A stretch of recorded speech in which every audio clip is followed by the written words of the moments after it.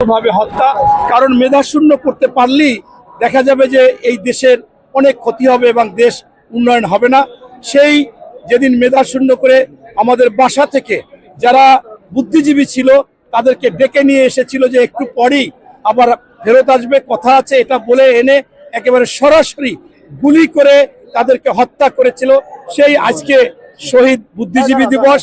এই শহীদ বুদ্ধিজীবী দিবস আজকে কিছুদিন আগে যে ফ্যাসিস্ট এবং গণহত্যাকারী এটা সরকার ছিল তাদের প্যারালাল। এই জন্য বলতেছি যে তারা হত্যা করেছিল একদিন 14ই আমাদের ডিসেম্বর, আর এই যে ফ্যাসিস্ট সরকার 16 বছর গুম খুন হত্যা করে যারাই কথা বলার মতো কিছু বলেছে তাদেরকে হত্যা করেছে। 3টি গণহত্যা করেছে, একটি গণহত্যা বিডিআর গণহত্যা, একটি গণহত্যা করেছিল হেফাজত গণহত্যা, আরেকটি গণহত্যা সর্বশেষ ছাত্র জনতা 1581 জন যারা ছাত্ররা জরিপ করেছে গণহত্যা। এর একটাই কারণ বাংলাদেশে যাতে ওই ফ্যাসিস্ট ওই খুনি হাসিনার বিরুদ্ধে, আওয়ামী লীগের বিরুদ্ধে কথা না বলতে পারে, ওই ভারতের বিরুদ্ধে কথা না বলতে পারে। আজকে দেখেছেন যে এই দেশ থেকে পালিয়ে গিয়েও সেই ভারতে বসে বসে ষড়যন্ত্র করতেছে এবং ভারতের রাষ্ট্রীয়ভাবে তারা সমর্থন দিচ্ছে এবং বিশ্বের কাছে এই ভারত আজকে সবচেয়ে মিথ্যা তথ্য, ভুয়া তথ্য এবং গুজবকারী একটা দেশ হিসাবে আমাদের দেশের উপরে বিভিন্ন রকমের, আপনারা ইতিমধ্যে জেনেছেন বাংলাদেশে প্রত্যেকটা হিন্দু বা সনাতন ধর্মের লোক মায়ের কোলে আছে, তারা বারবার সাক্ষাৎকার দিচ্ছে, অথচ তাদেরকে বিভিন্ন কৌশল করে ভারতে নিয়ে ভিডিও করে করে তাদের মিথ্যা প্রচার করতেছে। এই মুহূর্তে আপনাদের যারা মিডিয়া আছেন তাদের কাছে সবিনয় আবেদন করব, আসুন আপনারা দেশপ্রেমিক, আপনারা জাতির বিবেক এগুলো তুলে ধরুন এবং এই অন্তর্বর্তীকালীন সরকারকে বলবো যে আপনারা পররাষ্ট্র মন্ত্রণালয় এবং সংশ্লিষ্ট গোয়েন্দা সংস্থা, স্বরাষ্ট্র, এরা আপনারা প্রত্যেকে চেষ্টা করুন বিশ্বের কাছে তুলে ধরতে, নতুবা ওই ভারত কখনো আমাদের ভালো চায়নি।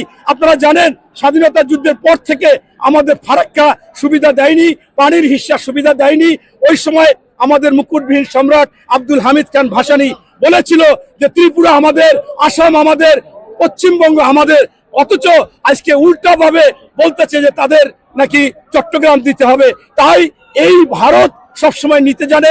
আমাদের বন্যার সময় পানি ছেড়ে দিয়ে আমরা যে ফসল উৎপাদন করি সেগুলো নষ্ট করে দেয়, মানুষকে শেষ করে দেয়, যাতে তাদের কাছ থেকে ফসল বা ওই আমাদের সামগ্রী আনা যায়, আবার পণ্য সামগ্রী আবার খরার সময় আটকিয়ে রেখে আমাদের করতে দেয় না। এই সবকিছু মিলিয়ে আমাদের আজকে প্রতিরোধ করতে হবে এবং আমরা প্রয়োজনে ওই সমস্ত জিনিস খাবো না, নতুবা আমরা অন্য অন্য দেশ থেকে আনবো, ভারত থেকে আনবো না, ভারতের চিকিৎসা নেব না। ইতিমধ্যে আপনারা জানেন ইরান স্পষ্ট করেছে তারা যদি আপনারা আমাদের বাংলাদেশ থেকে চিকিৎসা নিতে যায় তারা এয়ারক্রাফট দেবে ফ্রি এবং আপনি গিয়ে ইরানের চিকিৎসা পাবেন 50% ডিসকাউন্টে। তাই বিকল্প দেশগুলোকে আমাদের বেছে নিতে হবে, ভারতের উপর নির্ভরশীল হওয়া যাবে না। তাহলে এই যে সমস্ত ভারতের ডাক্তাররা বলেছিল যে ভারতে চিকিৎসা নিতে আসলে তাদের পতাকাকে প্রণাম করতে হবে, আবার যারা যারা বলেছিল, শুভেন্দু অধিকারী বলেছিল যে এই দেশে কোনো চিকিৎসা হবে না, ওই সময় কিন্তু তাদেরকে খানা দানা বন্ধ করে দিয়েছিল, হোটেল বন্ধ করে দিয়েছিল।